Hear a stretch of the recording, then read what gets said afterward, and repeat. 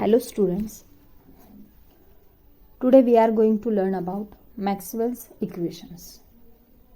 We know that Maxwell's equations are fundamental equations of electromagnetic theory, and these are nothing but laws which are Gauss law in electrostatics, Gauss law in magnetostatics, Faraday's law of electromagnetic induction, and lastly Ampere's law. These laws were being used and valid for static fields or time varying fields. And these four laws, out of these four laws, Ampere's law fails, and hence it can be corrected by Maxwell. Maxwell's equations have several important consequences. Some of them are conservation of electric charge according to continuity equation, then propagation of electromagnetic wave. But the four basic laws of electrostatics and magnetostatics mentioned collectively are written by Maxwell to form the four basic equations of electromagnetic theory.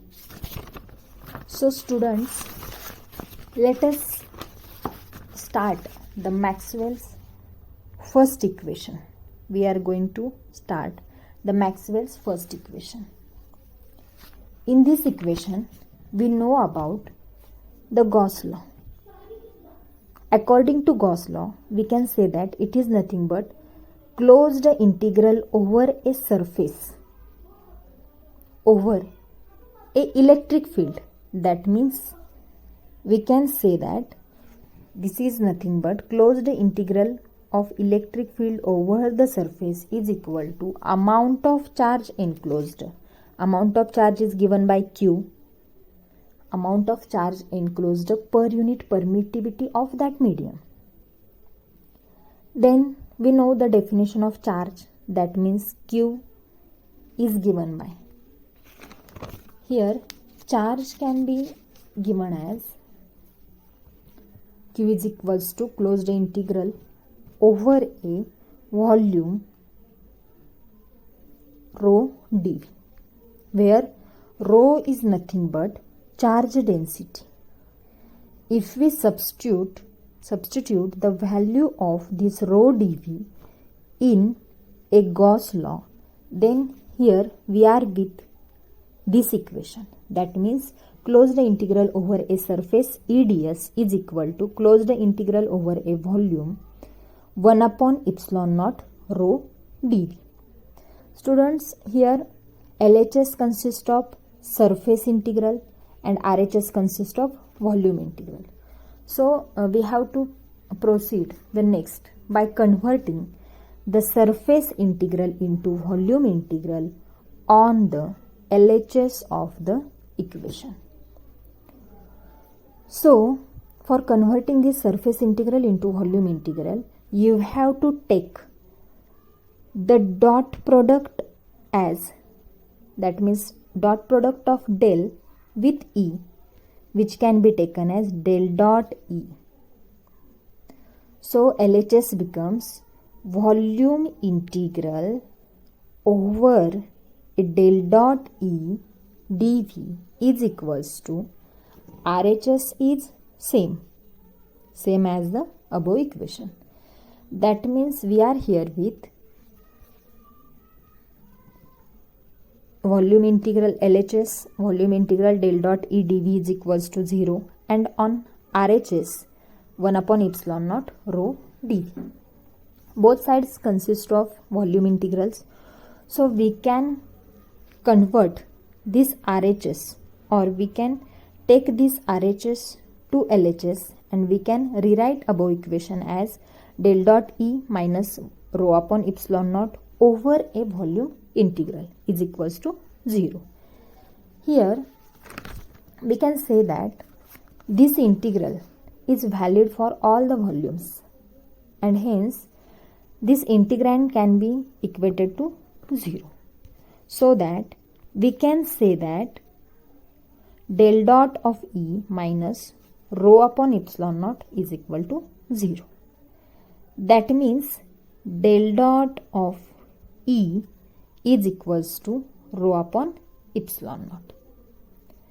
So students, this is nothing but Maxwell's first equation, and it is valid for time dependent as well as time independent field. When it comes to time independent electric field, then it is Gauss law, and when it is applied to rapidly varying, that means time dependent electric field, then it is Maxwell's first equation. So students, we can say that, or we can signify that first equation gives us the total normal electric induction. We can say that this first equation gives you total normal electric induction over a closed surfaces is equals to total charge enclosed by the surface divided by a, here is epsilon naught. This is first equation. Then students, let us proceed towards Maxwell's second equation. So if we go towards Maxwell's second equation, then we can say that this Maxwell's second equation has no particular name, but it results when Gauss law is applied to the magnetic field. And hence, sometimes we can say that this Maxwell's second equation is nothing but the Gauss law in magnetostatics. So students, let us consider, we are considering the surface S, and that surface S is bounded by a volume V, and this setup is placed in the magnetic field. If here is the surface S bounding the volume V and it is placed in the magnetic field, then we can say that the flux phi is associated with this surface. We know that there is some flux, there is a production of flux. So if flux is produced there, then we can say that by definition of flux, phi can be given by closed integral over a surface is given by b cos theta into ds. So here we can say that for closed surface, the flux is not changing. Not changing means what? The number of field lines entering the surface is equal to number of field lines leaving the surface.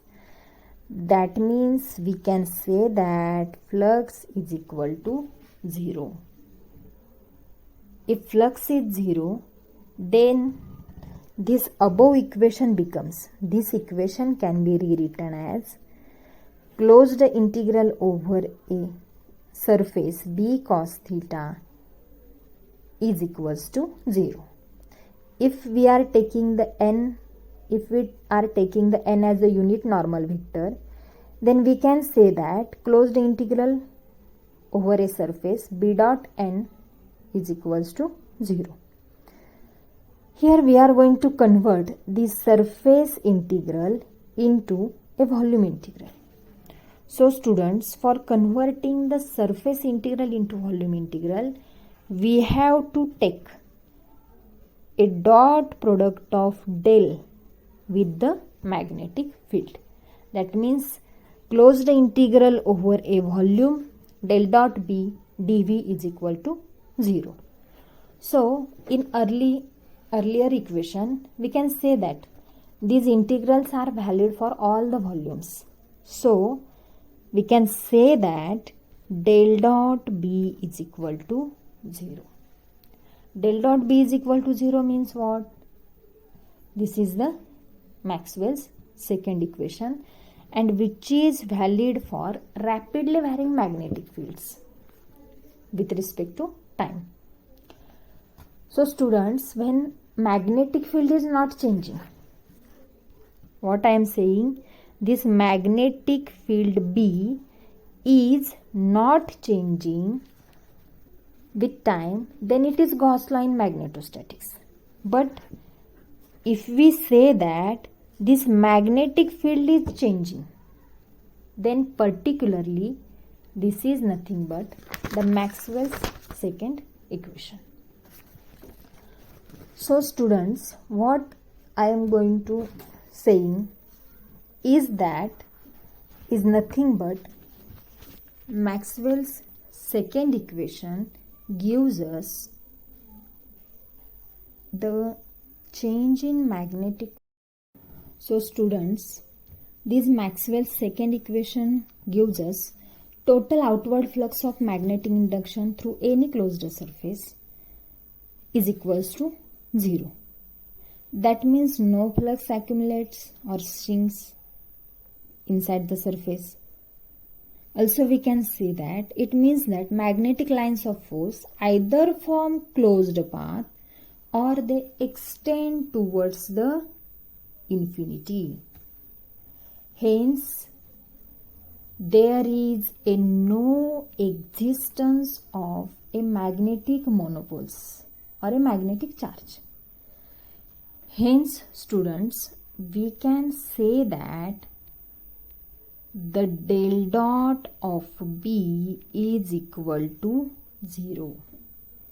This is nothing but the Maxwell's second equation. That's clear. Then next, proceed towards Maxwell's third equation. If we are proceeding towards the Maxwell's third equation, then what is mean by Maxwell's third equation? We already mentioned, and it is nothing but Faraday's law along with Lenz's law. You know about what is the Faraday's law, which is used for this third equation. That means if flux phi is a flux linked with the surfaces, then Faraday's law along with this Lenz's law can be written as E is equals to minus d phi by dt. But students, we know that this magnetic flux links with the surface, which gives you this E, and that E is nothing but the closed integral over a electric field. That means line integral over a electric field. And here is one flux, and that flux, according to definition, flux can be given as surface integral over a magnetic field. If we put these two values in equation 1, then this equation 1 becomes line integral over a electric field is equal to minus d by dt as it is, and you have to substitute this value of phi, then you will be there with closed integral over a surface b dot and ds. So students, here LHS consists of line integral and RHS consists of surface integral. So we have to convert the line integral into surface integral in LHS. If we convert line integral into surface integral, then for converting this line integral to surface integral, you have to take curl. That means cross product. That is curl of electric field. Curl of electric field over a surface is equal to minus d by dt. RHS is same as that of above equation. So then next, here this equation is like from all the sides, that means from both sides there is the term of surface integrals. So we can take RHS to LHS so that this equation becomes del cross of E plus dou B by dou T is equal to 0. This is over a surface integral. Here this value is valid for all the surfaces. So we can say that del cross of E plus dou B by dou T is equal to 0. So this del cross E is equals to minus dou B by dou T. This is Maxwell's third equation, and which is valid for the time varying fields. this is valid for time varying fields means what? That this equation signifies us that the work done in, this equation signifies us that work done in bringing unit positive charge once around a closed path, that means it is nothing but electromotive force, and which is equal to the time derivative of magnetic flux through any surface bounded by the path. That's clear.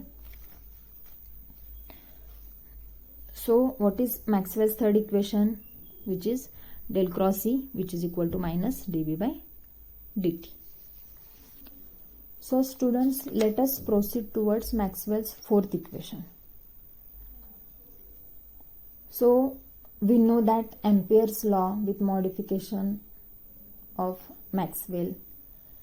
That means this Ampere's law is valid for steady fields or slowly varying fields. And so that law in Maxwell's fourth equation, we know that Ampere's law, which is valid for slowly varying fields, and that law is given by del cross of B is equal to mu naught J. Here what is mean by J? J is nothing but conduction current. So we all know about the conduction, what is mean by conduction current, what is the concept of that conduction current. Here for time dependent fields, when we go beyond the magnetostatics, then Ampere's law given by this equation is not valid. Hence, to avoid this inconsistency, Maxwell modified this law.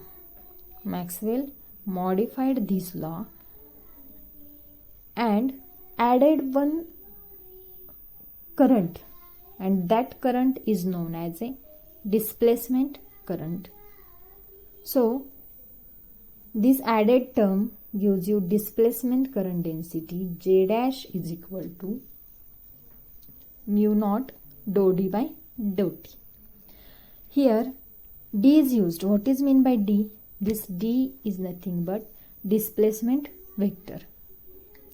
So if we substitute this value of displacement current density in this above equation, then you will be there with del cross B is equal to mu naught J plus mu naught dou D by dou T. Here, so I say that this D is nothing but epsilon naught E. That means displacement vector. So by putting this value, you will be there with the equation as del cross of B is equal to mu naught J plus mu naught epsilon naught dou E by dou T. So students, this is nothing but Maxwell's fourth equation. It is nothing but Maxwell's fourth equation, and this equation gives us one physical significance. Each equation has its physical significance.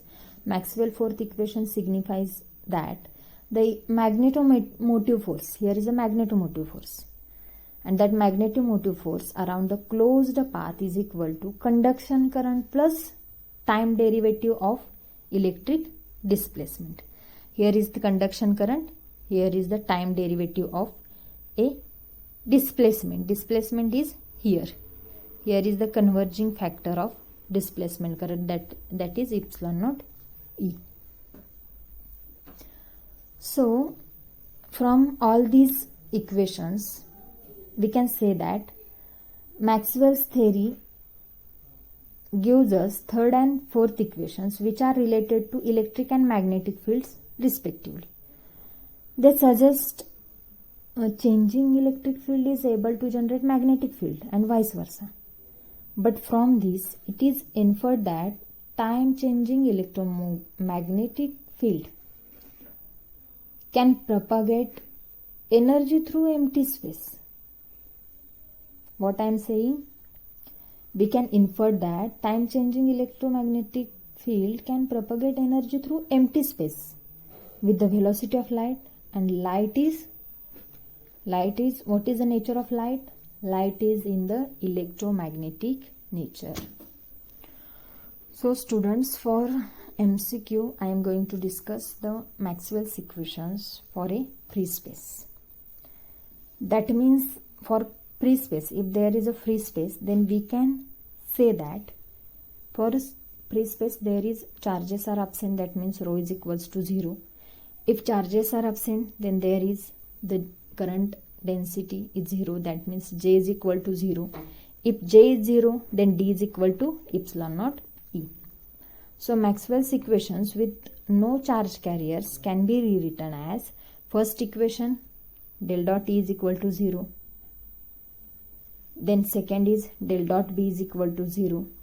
Why these equations are like that?